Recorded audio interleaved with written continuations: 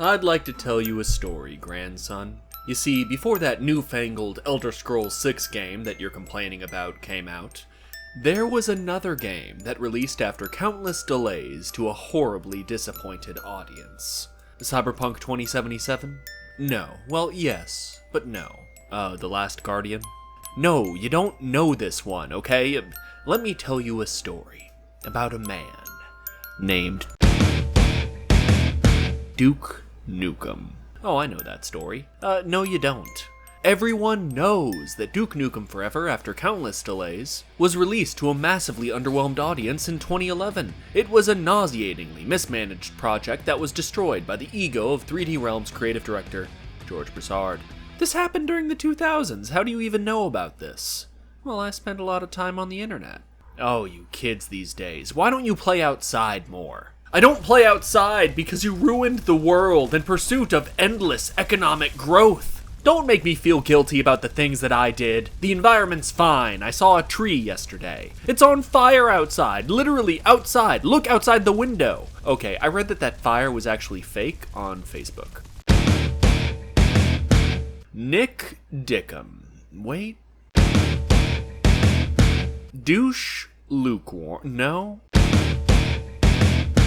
Duke Nukem was forged in the fires of the 90s.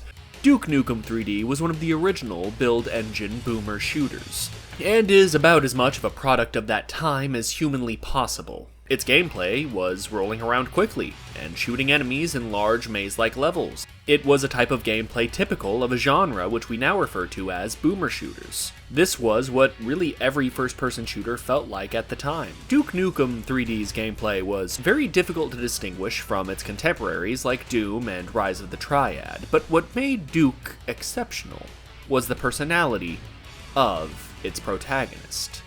But what was Duke's personality? Well, I'm glad you asked. In Duke Nukem 3D, he's... Nobody steals our chicks and lives. Okay, it's hard to tell if he's a parody of 80s action stars or a straight-faced homage to action stars. He spits out one-liners and makes it rain on them hoes. You wanna dance? Not a bad character by any means, because... Shake it, baby. He's not really a character. He's a cardboard cutout with a motion sensor on the front that spits out an 80s one-liner whenever it detects a freshly killed alien or a stripper. Looks like cleanup on aisle 4. Duke Nukem 3D is good. Really good, actually. The interactive elements of the levels, cathartic weapons, and weirdly atmospheric levels, all punctuated by the occasional cheesy one-liner, all add up to a lighthearted and technically competent retro shooter. I recommend it. It's good. I'd recommend it above most shooters that come out today. Not just because it's fun, but because it knows it's fun. Hail to the king, baby. That's a rare quality in a game now, you know. I'm going to miss the opportunity to talk about Doom Eternal here. I swear to God, it comes up organically. I don't mean to do it. My brain just works wrong. So I can instead talk about Bayonetta 2, which I have not played.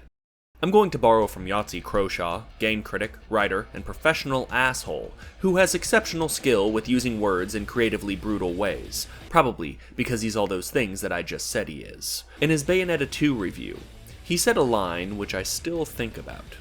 Every aspect of Bayonetta 2 has this sense of sheer joyful energy running through it. Duke Nukem is sorta like that, but just a little misogynistic. You wanna dance? It's shamelessly fun, and there are quite a few games which I do love, which I would call fun, but which seem to harbor some great shame of just how goddamn fun they are. Duke Nukem 3D does not care, and Duke himself doesn't care either. He cannot care. He's having too good of a time to wonder if these pixels he keeps shooting have souls. Let's rock.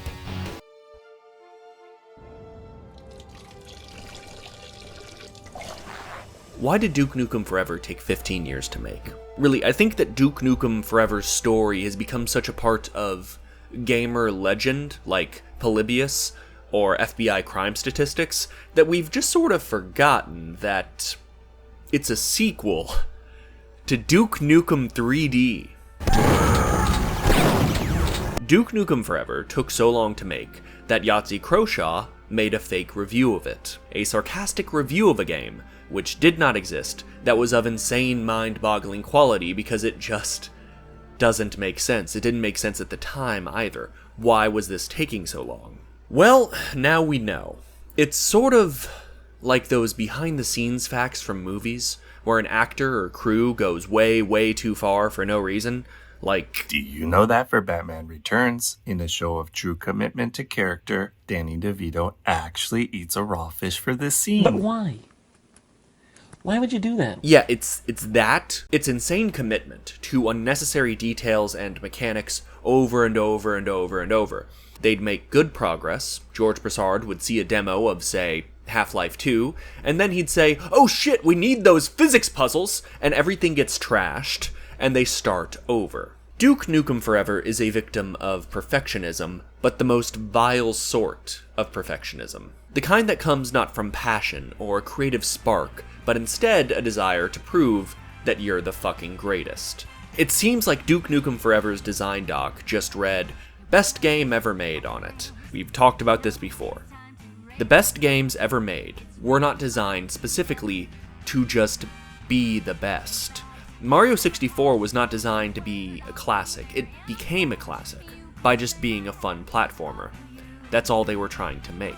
The best games ever made come from creatives with good work ethic and talent, working diligently, not from egomaniacal slave drivers throwing every mechanic and system possible into a .exe file until you have a virtual gumbo that tastes like nothing. So, if Duke Nukem, in Duke Nukem 3D, is just sort of a goofy amalgamation of one-liners, then why did I say that he's the fucking worst? Well, when Duke Nukem Forever finally dropped, I think, and we're gonna have to do some pop psychology here, George Broussard thought Duke Nukem was the coolest character of all time. I mean, if Duke Nukem Forever is the best game of all time, then surely Duke himself must be the coolest, right? What about the game, Duke? Was it any good? Yeah, but after 12 fucking years, it should be. Was the lie detector determined? That was a lie. 2011 was the year in which Duke Nukem Forever finally hit GameStop shelves, in much the same way the bubonic plague hit the ports of Italy, but 2011 was the eye of the modern military shooter storm, a time of 360 no-scopes and double XP doing Doritos, a time where every mother across the land got senselessly railed by loud children. Duke Nukem Forever had been delayed for so long that the entire industry had changed around it. So they got rid of the classic boomer shooter level design and combat. Now, Duke had to reload and do turret sections and sprint and could only carry 2 weapons at once, and the levels were now linear set-piece filled hallways. But despite the design becoming late 2000s, early 2010s generic trash, 3D Realms, in their infinite autism, decided that Duke Nukem is the coolest character of all time, despite the fact that he has the personality of a bowl of disembodied testicles simmering in a broth of monster energy. There is nothing that I hate more than a totally uninspired game mechanically, with absolutely zero personality or vision, paired with a super abrasive story. Duke, we've got your green power armor over here, ready to go. Power armor is for pussies. The cutscenes are like, you think I give a fuck what you think? I'm bold and unfiltered. You might not like what I have to say, but I just don't give a fuck. And then the cutscene ends and you do a QuickTime event. This is the sin of Duke Nukem Forever. Now, here we are. It's been over a decade since Duke's last game, and over 2 decades since his last good one. Why do I care? Why do I expect you to care? Because Duke Nukem is a great character. I often see people saying that Duke Nukem is just a shit character, a relic of the 90s who's aged about as well as Bill Clinton's image. You know, Bill Clinton, the pedophile that played saxophone. My God, these people say. We can't just keep Duke. Duke, he's not politically correct. He's based and red-pilled, and has been banned from his local CVS pharmacy for telling the woman at the checkout counter that she'd be prettier if she'd smile more, and also took her top off. You can absolutely keep Duke Duke. Let's examine the problem through one scene from the game, shall we?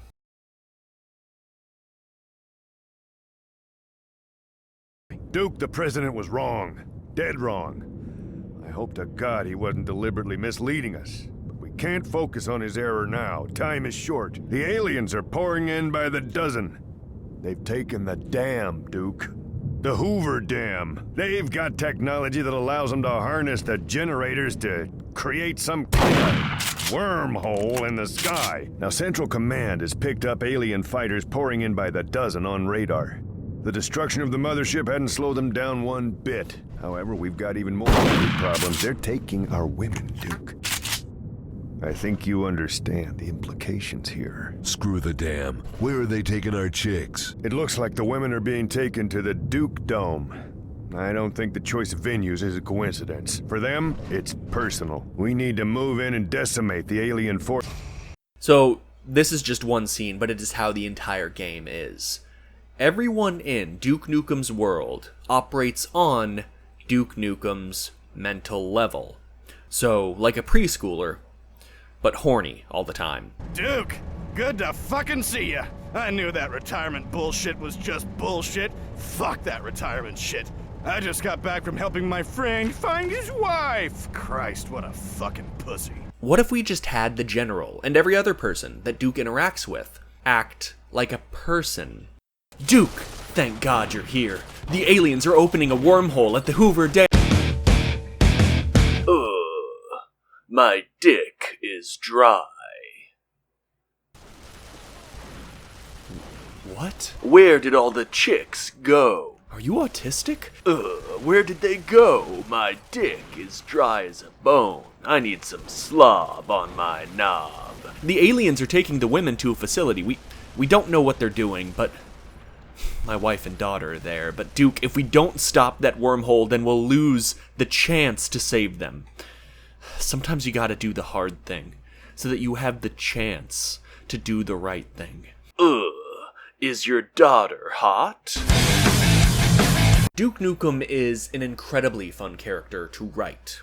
He's not a heartthrob that gets all the babes, and is the coolest dude in the room. He's Johnny Bravo, sweet cakes. Hey, how's about you and me heading over to the PX for a little chipped beef on Johnny? Listen up, weed whacker! They look exactly the same. I don't know if it's a coincidence. I've looked it up, I've tried to see, like, was Johnny Bravo inspired by Duke Nukem? And as far as I can tell, he wasn't, but I'm pretty sure the media's just hiding it from me. The problem with Duke Nukem Forever is that he's treated like this asshole that everyone loves because everyone else is an asshole. Duke Nukem has to be an absolute fucking brick-brained asshole who is not likable, but he is competent. The dumb loser who's the only one that can save the world is one of my favorite tropes, and Duke Nukem could be the best possible version of that because he's not a lovable oaf. He's a stupid asshole. Look at my ass. Hey, just wait a minute. Duke Nukem has even seen a resurgence in memes these past few years, albeit in a different form. Not only do I think the Duke Nukem franchise is still viable, I think it has the potential to have some amazing games.